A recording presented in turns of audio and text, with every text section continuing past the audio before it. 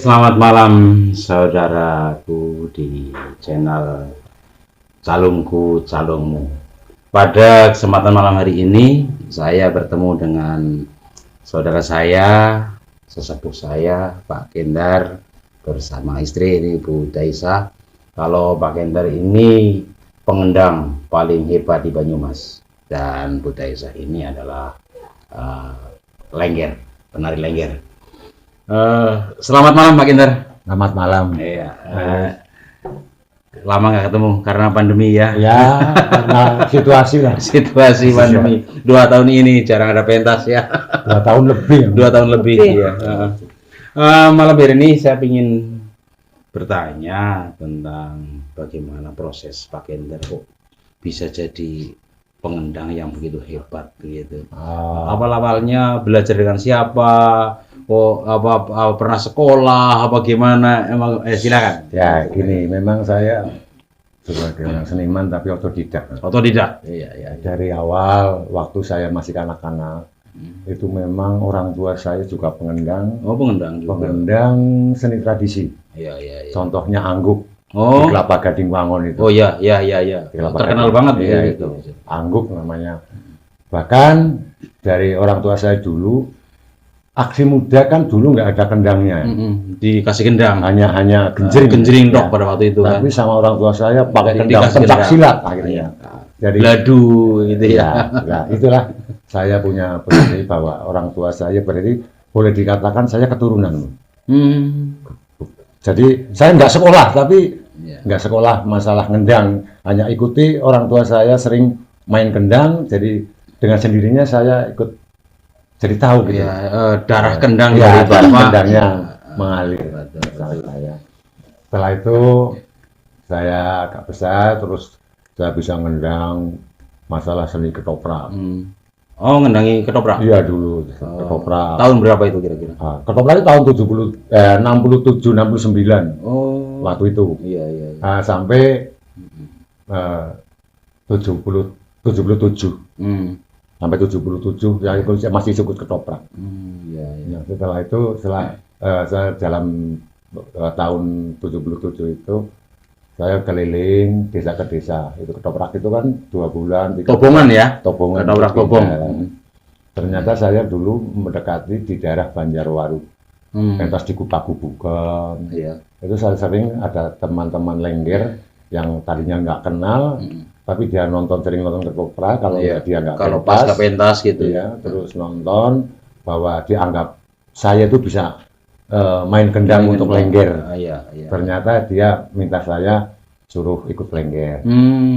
Jadi, ngendangi lengger. Ya itu perjalanan itu. Itu tahun berapa kurang lebih? Di tahun 77 mulai ikut ngendang lengger. Walaupun itu nggak terus.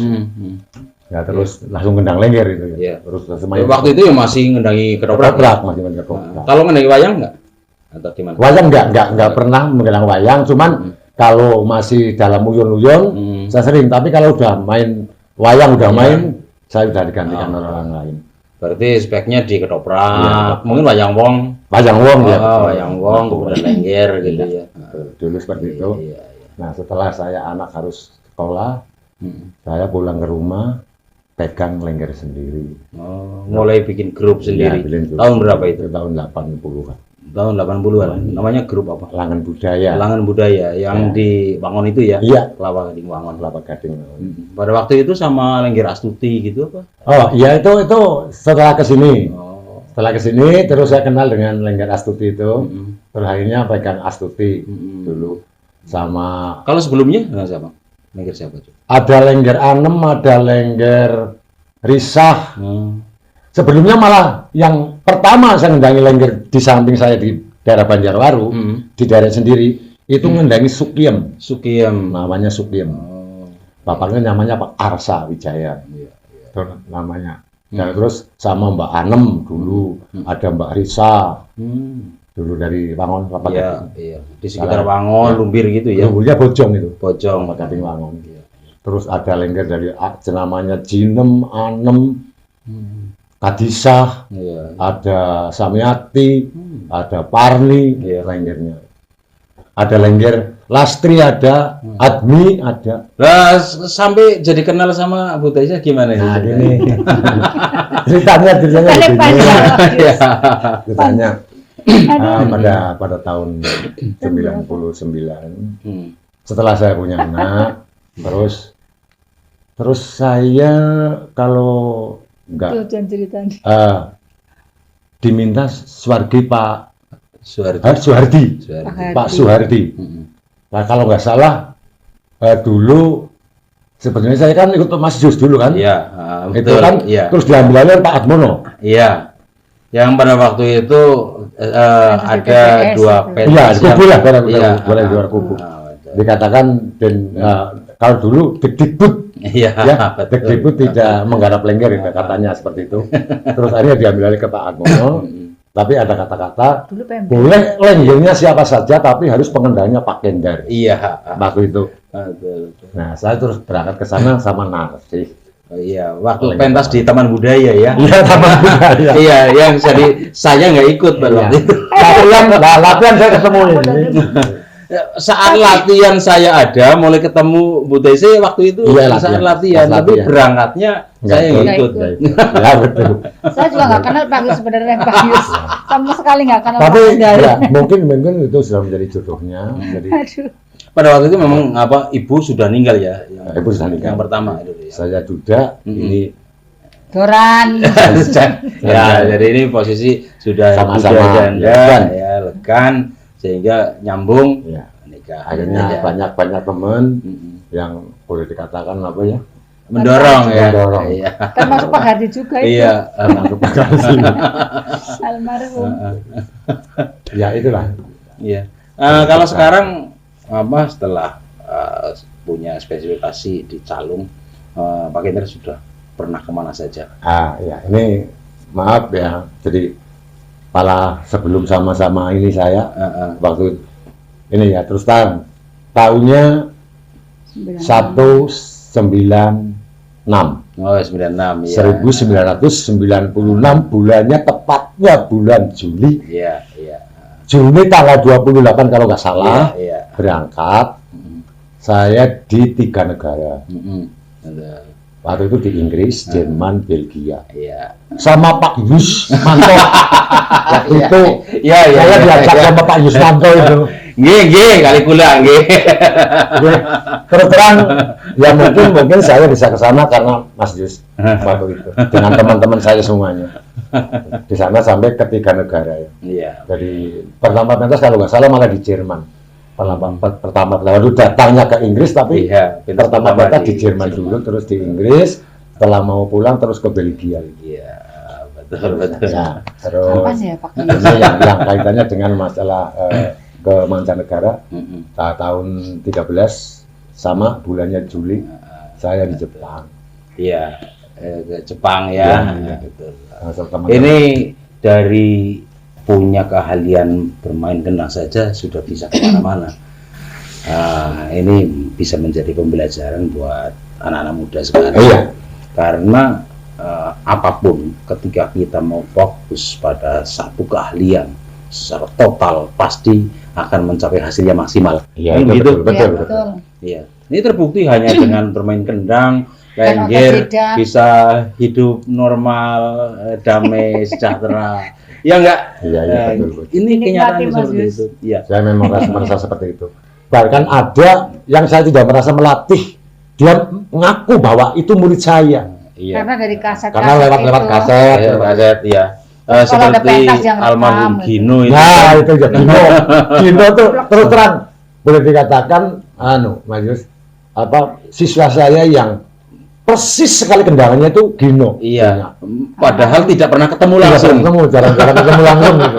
Tapi persis sekali kendangannya. Kadang-kadang saya, loh ini kendangan saya Pak ya.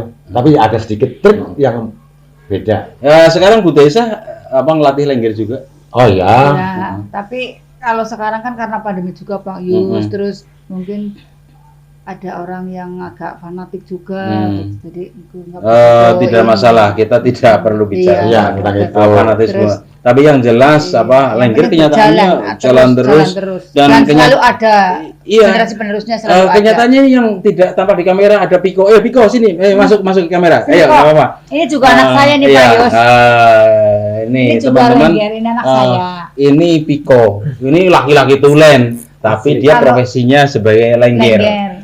Ini penari lengger. Jadi kalau sudah dandan lengger, wis ayune Ngumpuli pokoknya sing wedon. ngumpuli wadon, lebih wadon di mana wadon. Iya betul. Terus dan saya Iya. juga bangga sekali Pak Yus karena biarpun ini lengger laki-laki, maksudnya jadi lengger, terus dia mau latihan nembang, viola vokal gitu. Harus begitu, harus total. Iya. Pokoknya kalau tidak total, percuma. Pokoknya kita udah masuk ke sebuah kumparan total. Ketika total di sana, kita akan Betul. mampu menjadi sesuatu. Betul. Kan seperti itu Pak Ida? Iya betul. Oke. Sebelum kita mengakhiri obrolan ini, mungkin ada sesuatu yang ingin disampaikan oleh Pak Kendar untuk kedepannya, untuk kesenian atau untuk generasi muda, atau untuk siapa, untuk pemerintah, agar kesenian Banyumas, terutama calung Banyumasan ini lebih berkembang maju. Silakan. Jadi harapan saya terutama kepada pemerintahan. Saya mohon pemerintahan itu tetap mendorong untuk anak-anak muda sekarang. Mungkin diawali dari anak-anak SD atau dari anak SMP, dia supaya latihan seni budaya, Banyumasan khususnya. Saya mohon itu. Kalau mungkin ada dorongan dari pihak pemerintah. Mungkin perlu ada calunisasi untuk anak sekolah. Ya perlu sekali. Iya. Dari SD, SMP itu perlu sekali. Ya, ini buat teman-teman yang ada di pemerintahan, terutama di eksekutif maupun legislatif, barangkali apa yang disuarakan oleh Pak Kendar ini semoga bisa menjadi sebuah program yang bisa dilaksanakan secara konkret di masyarakat. Ya, betul. Begitu ya. Kalau tidak seperti itu, kalau tidak seperti itu, sekarang anak muda sekarang calon siapa tidak tahu calon. Nah, itu karena tidak kenal. Tak kenal maka tak sayang. Intinya seperti itu kan. Betul. Ketika kita mengenali sesuatu, kita menjadi kenal, kita akan lebih dekat dan kita akan jatuh cinta. Kenyataan seperti itu. Piko dulu mungkin tidak pernah mengenal dunia lengger, tapi begitu masuk ke dunia lengger, kenyataannya sampai sekarang masih menari lengger terus. Iya nggak? Ini kenyataannya begitu. Oke teman-teman, cukup di sini obrolan kita, nanti akan kita sambung pada obrolan-obrolan selanjutnya. Terima kasih, selamat malam, salam budaya, merdeka, lestari.